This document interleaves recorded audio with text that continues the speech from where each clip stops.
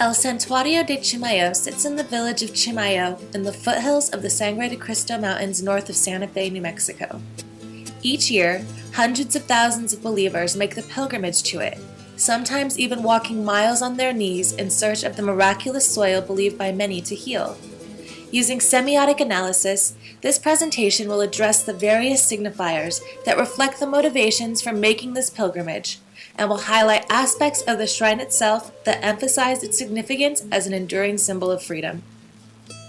Known as the Lords of America, at least to locals, this historic chapel is a masterpiece of Spanish colonial folk art and architecture. Believed to be built on sacred earth with miraculous healing powers, the legendary El Santuario de Chimayo is probably the most visited church in New Mexico.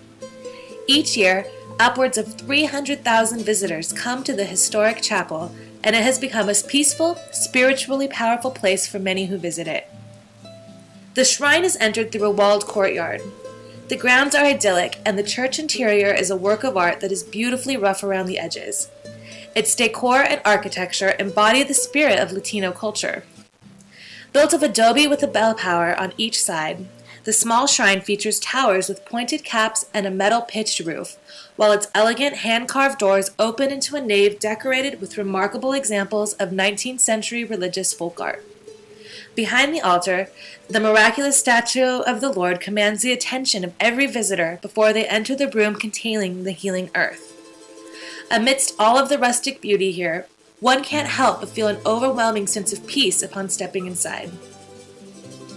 But to understand the true lure of this place, one must first hear the El Santuario story that has been passed down through the generations. Although there are several versions, the most accepted tradition recalls that more than 2 centuries ago, a farmer saw a strange light emanating from one of the hills near the Santa Cruz River. He went to the spot and noticed that the shining light was coming from the ground. He started to dig with his bare hands, and there he found a crucifix. He left it there and called the neighbors to come and admire the precious finding. Upon hearing the extraordinary news, the priest and people set out for Chimayo. When they arrived at the place where the crucifix was, the priest picked it up and carried it in a procession back to the church. Once inside, the crucifix was placed in the niche of the main altar. However, the next morning the crucifix was gone, only to be found back in its original location. A second procession was organized, and the crucifix was returned to Santa Cruz, but once again it disappeared. The same thing happened a third time. By then, everyone understood that it wanted to remain in Chimayo, and so a small chapel was immediately built on the original finding site. The crucifix still resides on the Santuario altar, but most visitors don't come to admire the Spanish colonial folk art, the old building's architecture, or even the miraculous crucifix itself. Instead, they come seeking incredible cures. On the left side of the nave near the altar are 2 separate rooms. The smaller room, called the Room of Miracles, contains a small circular hole in the ground in which is found the healing earth. The walls of the adjacent prayer room are plastered with hundreds of letters and before and after photographs from visitors thankful for the healing they say they received here.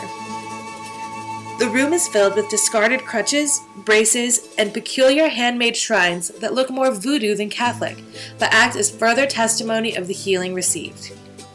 These mementos are left so frequently that the groundskeepers attest that it must be completely emptied every few weeks to allow for more to be left behind. Because of this belief in its curative properties, many visitors to the church take a small amount of the holy dirt from the hole, often in hopes of a miraculous cure for themselves or someone not well enough to make the trip. Some kneel and kiss the earth. Some visitors even eat the dirt from the hole, while others go as far as eating the supposedly curative clay found in the area. However, most visitors more commonly rub it on their bodies or simply scoop some up and take it with them. Although the Catholic Church takes no formal position on whether miracles have occurred here, each day people journey either on foot or in their cars to cross the mountains in the hopes that their lives will reflect some semblance of greater health and happiness by visiting the shrine. During Holy Week, 30,000 people make the pilgrimage to Chimayo to visit the Santuario and take away a bit of the sacred dirt. Pilgrims walk a few yards or even 100 miles or more to come here.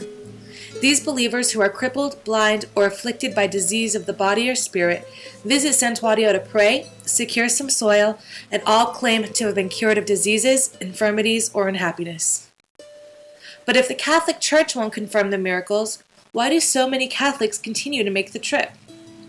In understanding the believers, it is critical that the narrative of these individuals be constructed from the mementos gathered from the scene. In other words, the voice of the believer is studied as such, the retellings of accounts on and about Santuario. The shrine is open and filled with the many letters, recountings of those healed, and photos of those saved. As you behold the crutches and braces left behind, read the testimonies shared, catch the sweet fragrance of candles burning, one can't help but be filled with the awesome sense of the everlasting gratitude, faith, and trust that fills the visitors who have been coming here for centuries. In addition to this memorable imagery, the constant word-of-mouth testimony is also contributing to Santuario's lore. Anyone who has heard of Santuario has heard of personal testimonies of its power. One visitor writes, "Let me just say that this is a very holy place in New Mexico, and it may seem voodoo-ish to you, but trust me, it's not.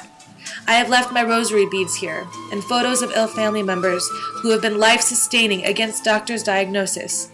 I cannot logically explain what is going on at El Santuario, but our Lord is there, and He listens."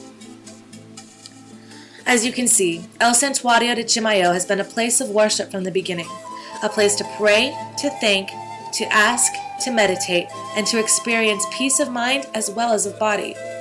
The traditions of Santuario ultimately represent the hope and faith possessed by its visitors. The shrine, or the symbol itself, represent the desire to come to worship the Almighty, to ask for peace in the world and in their hearts, to fulfill a promise, and to feel the healing touch of God. The very act of traveling to Santuario, either by foot or by car, has become an expression of faith, and every aspect of the grounds itself, from the arched crosses lining the river to the piles of handmade shrines, photographs, crutches, and letters, further reinforce this idea.